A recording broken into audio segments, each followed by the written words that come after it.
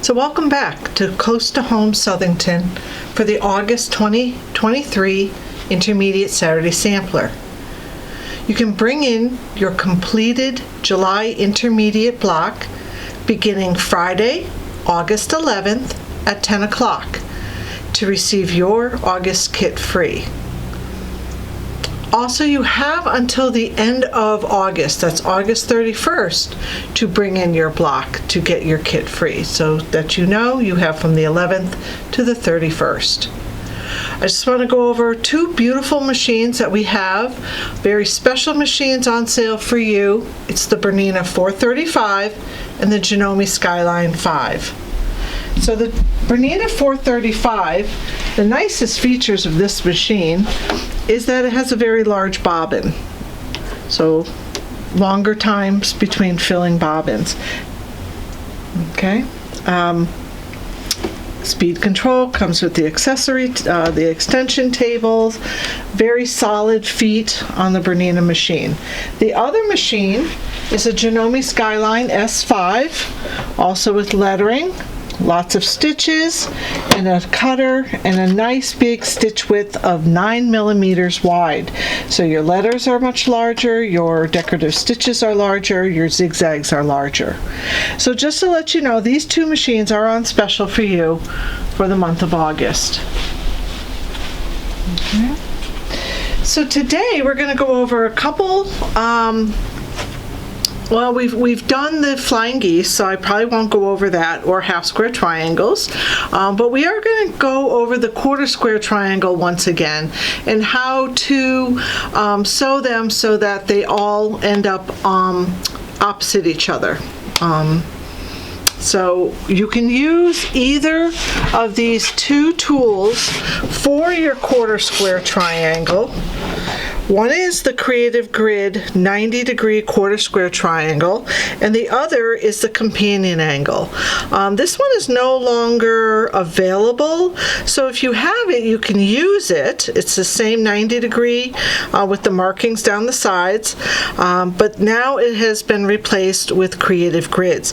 The nice thing about the Creative Grid is that it does have the grips along the 1/4 inch marks on either side, and again down the middle. And you can make half square triangles with this ruler as well. But today we're going to be making our quarter square triangles.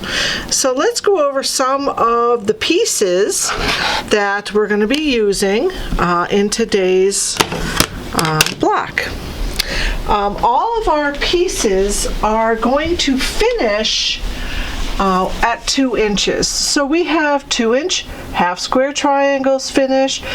We have 2-inch quarter square triangles. We have the 2-inch by 4-inch flying geese.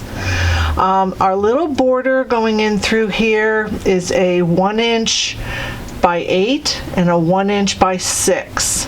Those we'll add at the as after we get our center block done.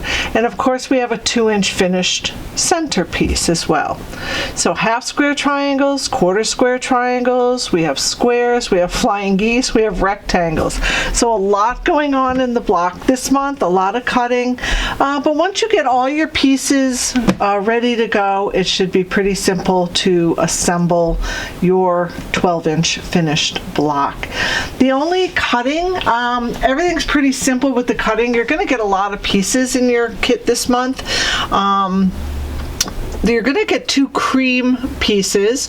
One is very long, approximately 17 inches. I know you only need about 16, so just don't cut, don't cut the length. Just leave it, because that's what we're going to use for our quarter square triangle ruler. You're going to cut 3 strips at 1.5 inches wide. Okay, that's from the large cream piece. You're also going to cut from the other cream a 7-inch square for our flying geese, and 4 2 7/8 squares for our half square triangles. The teal is also a long piece, same for our quarter square triangle. Just cut a 1.5-inch strip from the length of it. We're going to need 2 2 7/8 squares for our half square triangles, and a 2.5-inch square for our center block. The multi, the one that's going around our 6-inch finished center, they're all cut at 1.5 inch wide. We need 2 at 6.5 and 2 at 8.5, and the rest were pretty simple. 2 squares, a rectangle, whatever. So those are pretty simple. So in a nutshell, when you're looking at your pieces, you're going to have your 7 and 5.5. You want to make sure for your flying geese that you center your 5.5 blue on top of the cream. You're going to draw your line and continue to sew on either side to make your flying geese. So those 2 are for the flying geese.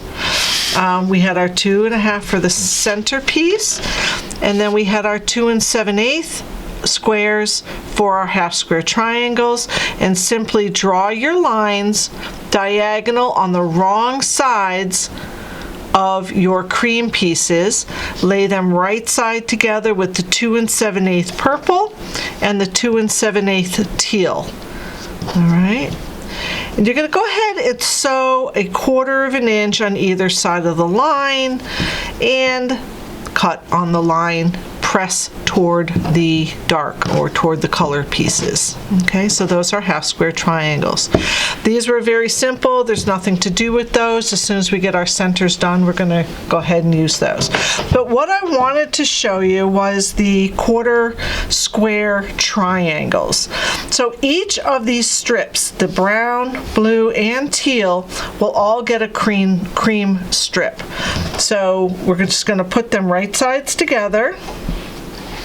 And I'll take this one as an example, but all these need to be done. We're going to cut 8 1/4 square triangles from each strip. Okay, so we'll get to those in a sec. So I have my 1.5 by approximately 17-inch rectangle. I'll go ahead and take my creative grid ruler. I'm going to place the blunt side right along the top of my strip and the 1.5 along the bottom. So the rule that goes with this ruler is if our 1/4 square triangle finishes at 2 inches, which this one does, our half of that is going to finish at 1 inch, right? So all we have to do is take the 1 inch and add a half to whatever it is. So say I wanted something larger. I wanted a 6-inch 1/4 square triangle. We would take half, it would be a 3-inch finished, and I would add a 1/2 inch and cut my strip 3.5 and place it on the ruler. So we're really just looking at this piece right here. So 1 finished plus our half is 1.5, and it fits perfectly, and that's what we're cutting our triangle at. So I'm going to push this over as far as I can to get both my fabrics, line up that line at the bottom of my strip, and go ahead and cut in both directions to get the first one started. Okay, so remember I need 6 of these. Go ahead and turn this around and place my blunt edge right at the bottom of my strip with the line, 1.5 inch line along the top of my strip, and cut another one. Okay, and we're just going to keep repeating this 8 times for each of our strips. Okay, so I'll cut one more, and we just keep rotating our ruler and repeating. All right, so that is what I've done for you over here. I have cut 8 of each of these, and I've used a couple just for this little sample right here, but that's what we're going to make. So when we want our opposite colors to come out touching each other, so what we're doing is we're sewing these 2 pieces together, our cream and our blue, and our cream and our teal, and of course our brown and cream and brown and cream. All these have a cream side or a color side. So you just need to remember putting them in the exact same way for all of them. So if I were to sew this, I would sew with the point up, and I'd sew toward the 90-degree angle with the color side up. So every single one of these is going to be sewn the exact same way. Point up, to the right, down to the 90, color side up. Point up, down to the 90, color side up. Even the brown, same way. Every single one of these. So there's 24 of them, so let's get going. We'll sew a few of them.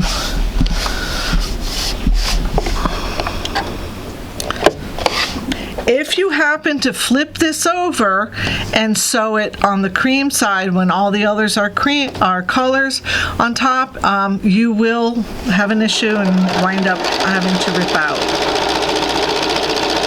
So let's just, it doesn't matter if you do, all of them color side or cream. Again, just keep it very consistent. So I took an extra stitch there. Okay.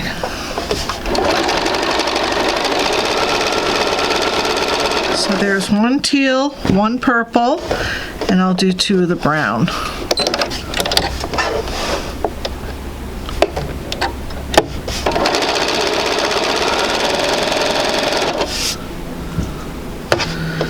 Again, staying very consistent with the color side up. The point goes in first, down to the 90. I'm just going to chain piece all of these together, or you are. I'm just going to stop at these. And just cut them apart. If you got a gizmo that cuts all these, even better. All right, so now we're going to go ahead and take this over to our iron. We're going to press it, and then with the color side up, we're going to flip it open, and we're going to press it toward the dark side or the color side. So each of these gets pressed, just a little press, warm it up, flip it open, and press it. So let me do these 4.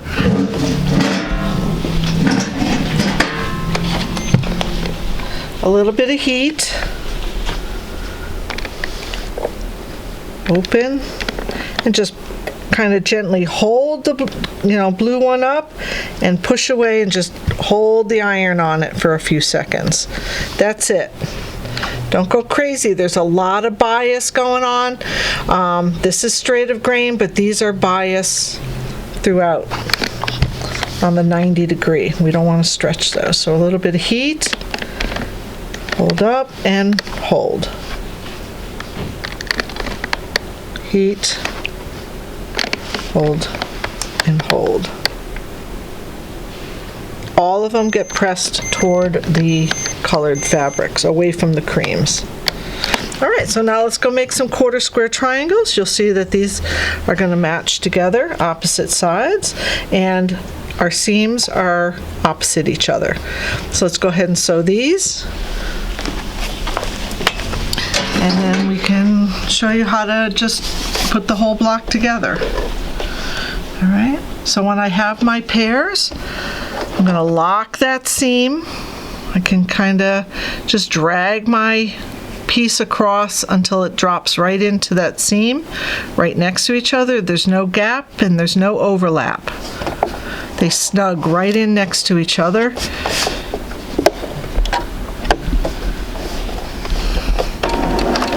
Go ahead and sew this at 1/4 inch.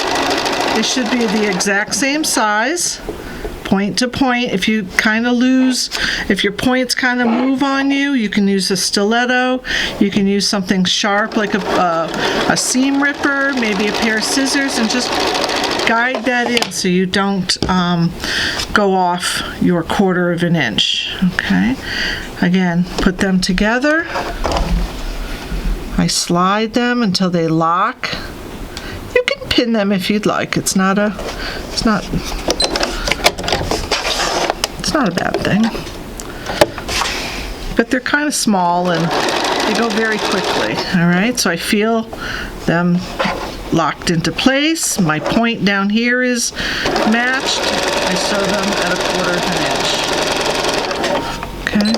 People have a tendency to, when they get to this end, they tend to go in opposite directions because there's not much fabric right against your feed dogs.